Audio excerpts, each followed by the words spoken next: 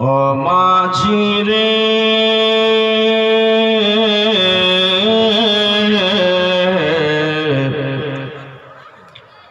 ও মাঝি রে ও মাঝি ও মাঝি রে ও মাঝি রে ও মাঝি ও মাঝি রে ও মাঝি রে আমায় নিয়ে জন্মদিনা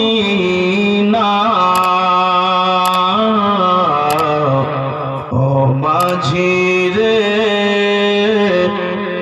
আমায় নিয়ে জন্মদিনা মদিনার গলিতে মদিনার গলিতে আছে মোর নবীর ঠিকানা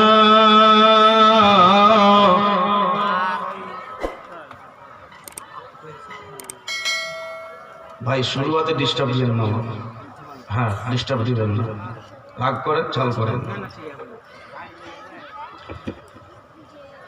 কে মদিনার গলিতে মদিনার গলিতে মদিনার গলিতে আছে মোর নবীর ঠিকানা আমায় নিয়ে জন্মদিনা ও মাঝি রে আমায় নিয়ে চল মদিনা হযরত বেলাল আযান দেয় ফেরেশতাগণ সালাম জানায় জোরে বলুন সুবহানাল্লাহ হাত উঠে বলুন সুবহানাল্লাহ হাতটা যদি উঠাতে অসুবিধা হয় কমপক্ষে মুখ দিয়ে বলুন সুবহানাল্লাহ আমার মনে হচ্ছে যে কোন নতুন জিনিস দেখছে জি না ওলমায়ে কিরাম ইসলামী দরদি ওলমা তলবা এরা সবাই ওয়াজ মাহফিলে আপনারাকে জালসা শোনাচ্ছেন দিনের কথা শোনাচ্ছেন শুনতেই থাকছেন আজকেও সেই দিনের কথাই আলোচনা হবে তাই একবার শুধু আমার ব্যাটারি যদি চার্জ করতে চাইছেন জি কারণ একটু আমার মনে একটু দুঃখ হয়ে আছে বুঝতে পারছেন না কারণ গত রাত্রে আমি ছিলাম ইটাহার রাজবাড়ি গেটে চীনামাটি না কি বলছে বাবা ওই জায়গাতে আমাকে সোজা করে বলছে জি চারামাটি জি আমাকে সোজা করে বলছে মৌলভী সাহেব আপনাকে 5 ঘন্টা বলতে হবে যাই হোক আপনারা বলেন তো 5 ঘন্টা বলা একটা বক্তার পক্ষে সম্ভব না এইবার আমি 3 ঘন্টা বললাম 2 ঘন্টা বলিনি সেই জন্য আমাকে স্টেজে বলছে আপনি কেমন 5 ঘন্টা বললেন কেমন বললেন না তো যাই হোক আমি তো রাখতে পারবো না কারণ আমি একজন মৌলভী আমি রাখবো না মাশাআল্লাহ তাই ইনশাআল্লাহ আপনারা আমার ভাষার লোক আছেন অসুবিধা হবে না একবার জোরে সোরে বলেন সুবহানাল্লাহ এটাই আমি শব্দ শুনতে চাই আপনাদের মুখ দিয়ে জোরে বলুন সুবহানাল্লাহ হযরত বেলাল আযান দেয় ফেরেশতাগণ সালাম জানায় হযরত বেলাল যখন আযান দিতেন মসজিদে কোন পশু যদি উড়ে চলে যেত তো পশুগুলো উঠতো না, বসে গিয়ে হযরতে বেলাল রাদিয়াল্লাহু তাআলা আনহার আযানটাকে শুনতেন, শুনে তারপরে উঠতেন। জন্তু যদি ঘাস খেত তো জন্তুগুলো ঘাস খাওয়া বন্ধ করে হযরতে বেলালের আযান শ্রবণ করে হযরতে বেলালের আযান শুনে তারপরে তারা ঘাস মুখে চিবাতেন। বাবা, এই বেলাল যখন মসজিদের মধ্যে এই শব্দটা বলতেন,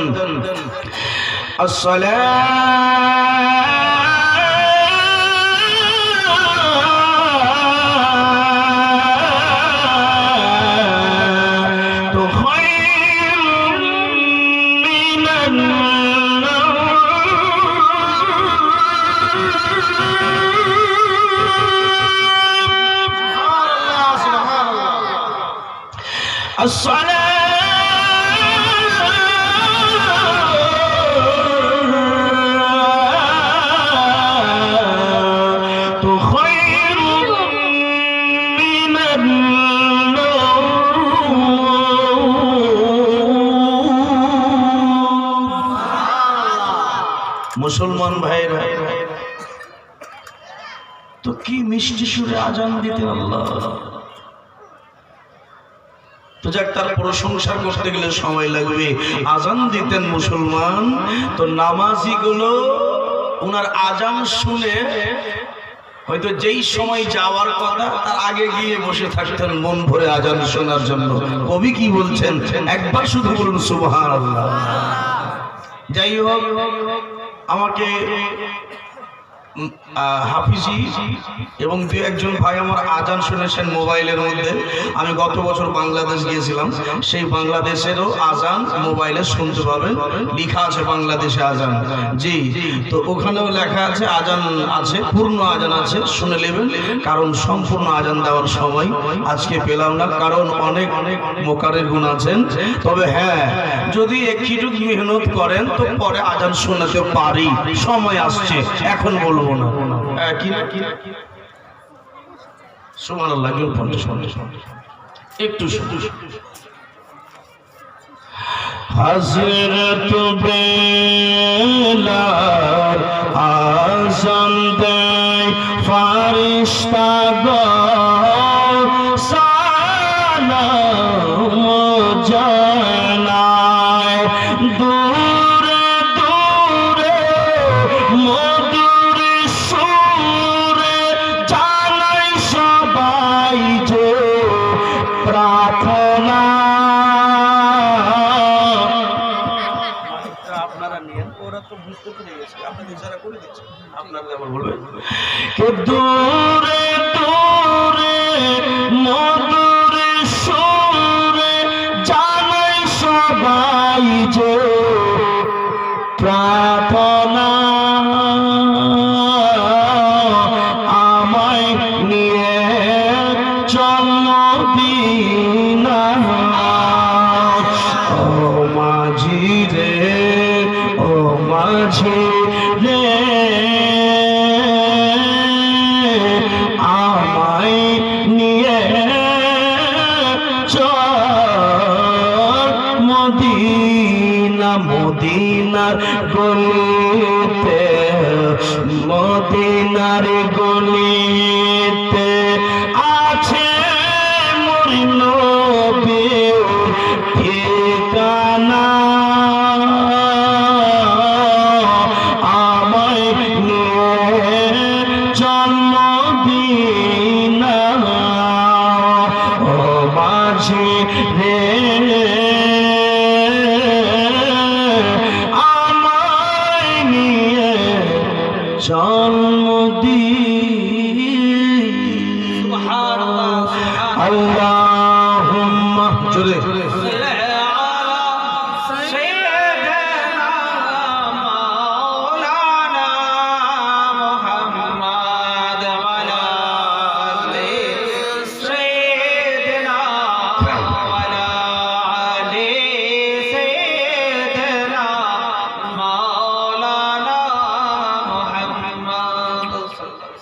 সাল্লাল্লাহু আলাইহি ওয়াসাল্লাম। আমার বাবুজি ভাইরা, মা খালারা,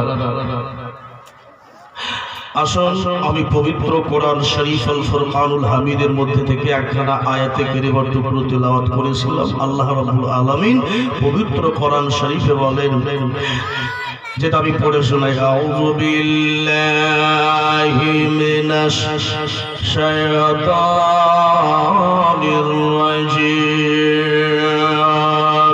ইয়া আইয়ুহাল্লাযীনা আমানু তাকুল্লাহ ওয়া কুনু মা'আস সাদিকিন।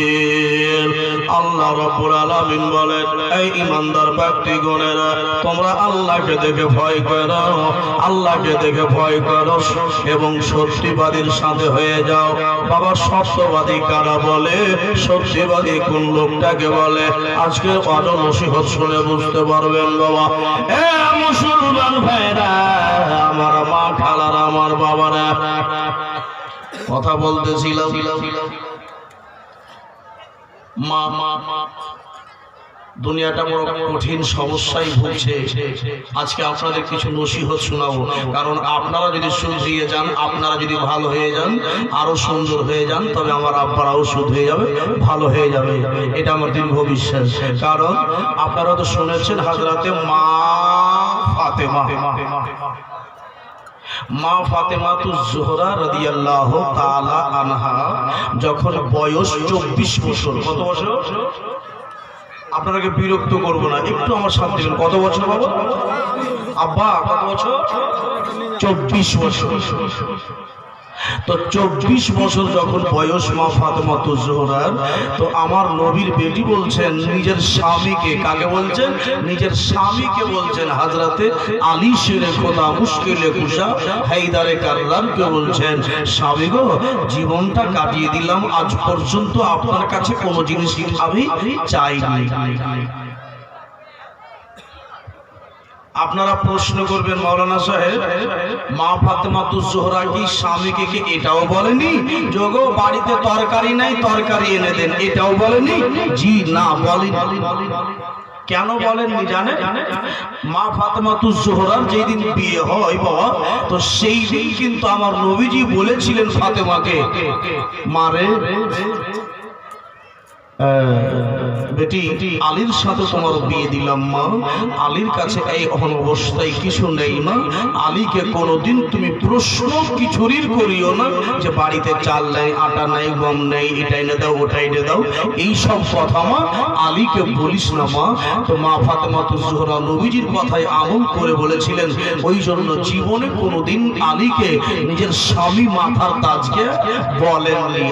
আজ জীবনের শেষ হযরতে মা ফাতেমাতুজ জোহরা জীবন থেকে বিদায় নেবেন, ইন্তেকাল হবেন, সেই জন্য নাকি আল্লাহু আলাম বিসসাওয়াব হযরতে আলীকে বলছেন, স্বামী গো, একটা কথা বলতাম। বলে, বলো।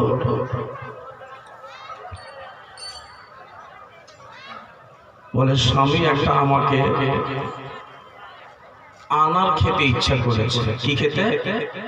আনার, বুঝেন তো? আনার খেতে ইচ্ছা করেছে, বেদানা খেতে ইচ্ছা করেছে। হযরত আলী শেরে খোদা মুশকিলে কুশার বাড়িতে সেই দিন 2 কিলো আটা চাল পর্যন্ত নেই যে ওই সব জিনিসগুলোকে বিক্রয় করে হযরতে আলী শেরে খোদা একটা আনার কিনে নিয়ে আসে। কত কষ্ট জীবন, আল্লাহু আকবার কাবীরা। হচ্ছে কি দেখুন বাবা, আমার মা খালা বোনেরা, হযরত আলী শেরে খোদা মুশকিলে কুশা বললেন না যে আমার কাছে টাকা নেই, পয়সা নেই, নিয়ে আসতে পারবো না। হচ্ছে কি দেখুন বাবা, হযরতে মা ফাতেমাতুজ জোহরাকে মা জ্বর হয়ে গেছে। কি হয়েছে? জ্বর। আহারে, জ্বরের অবস্থায় তখন বলছেন একটা আনার খেতে ইচ্ছা করেছে। বাবা মা বোনেরা গো,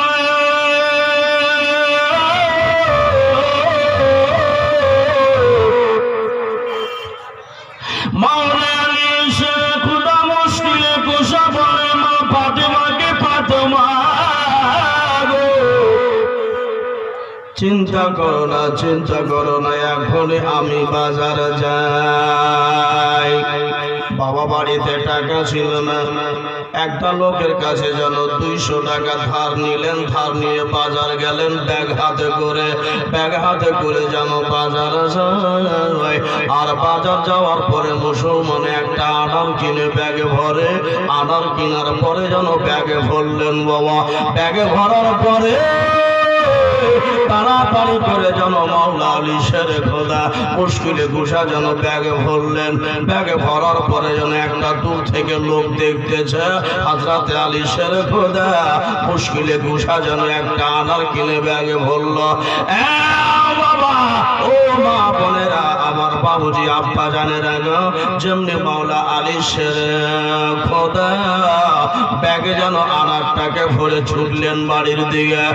ওই দূর থেকে দেখনেওয়ালা ভিখারি, দূর থেকে দেখনেওয়ালা ভিখারি যেন মনে মনে চিন্তা করে, আল্লাহ আমি 1 সপ্তাহ থেকে কোনো কিছু খাইনি, আমি 1 সপ্তাহ থেকে কোনো মুখে দানা নাই, পানি নাই। ওগো দয়াল আল্লাহ, আল্লাহ রাব্বুল আলামিন এই আলী ভাইকে আমি কথাটা বলবা, বলে আলী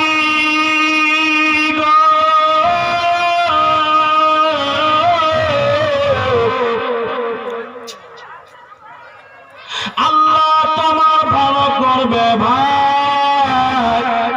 ও ভাই আলী,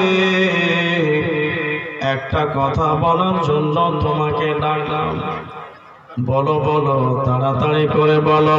বলতে লাগলেন, ভাই আলী আপনাকে দেখলাম ব্যাগের মধ্যে যেন একটা আপেল আনার কিনে ভরলেন। আলী ভাই গো, মাওলা আলী শেরে খোদা বলছেন, হ্যাঁ বললাম, বলো কিসের জন্য আমাকে তুমি প্রশ্ন করলে? বলে ভাইয়া রে, আল্লাহ আপনার ভালো করবে ভাই, ওই আনারটা যদি আমার পেটের মধ্যে চলে যায়। ভাই আলী গো, 1 সপ্তাহ হয়ে গেল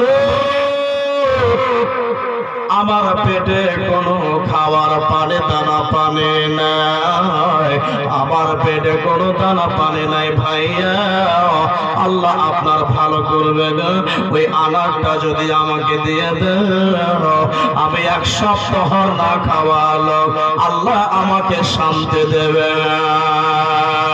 মাওলা আলী শেরে খোদা মুশকিলে কুশা ধার করে বাবা একটা আনার কিনলেন গো। এবার আপনারাই বলুন, আনারটা সাওয়ালিকে দেবে, আনারটা ফকিরকে দেবে, কে নিজের বিবির জন্য নিয়ে যাবে? বিবির জন্য নিয়ে যাবে না ফকিরটাকে আনারটা দিবে? কাকে দিবে? কাকে দিলে ভালো হয়? ফকিরকে দিলে ভালো হয়। কিন্তু ফাতেমা তো বলেছেন, নবী বেটি হাসনাইন কারিমাইনের মা, উনি তো জীবনে একটাই মাত্র আবেদন করেছিলেন, স্বামী গো জীবন চলে গেল, 21 বছর বয়স হয়ে গেল, এখন পর্যন্ত আপনার কাছে কোনোদিন কিছু চাইনি। এই বাবা, আপনার বিবি যদি বলে, আপনার বিবি যদি বলে, স্বামী গো একটা কিছু খেতে ইচ্ছা করছে, এই বাবা যদি টাকাও না থাকে তো আপনি কারো কাছে কোনো মতন করে ধার করে ব্যবস্থা করবেন, যদি ওটাও না থাকে তাহলে ঠইগা মইসাও একটা কিছু নিয়ে দিয়ে। হ্যাঁ, এ তো মাঝে মাঝে, কিন্তু আমার নবীর বেটি জীবনে কোনোদিন চাইনি মাওলা আলীর কাছে। শেষ জীবনে আবার জ্বরের মুখে, মুখে স্বাদ লাগে না, জ্বরের মুখে একটা আনার খেতে চেয়েছে। মাওলা আলী শেরে খোদা মুশকিলে বসে হায়দারে কাররার রাদিয়াল্লাহু তাআলা আনহু বলছেন, যখন তুমি বলছো আমাকে একটু ভাবতে দাও। মাওলা আলী বলে, আল্লাহ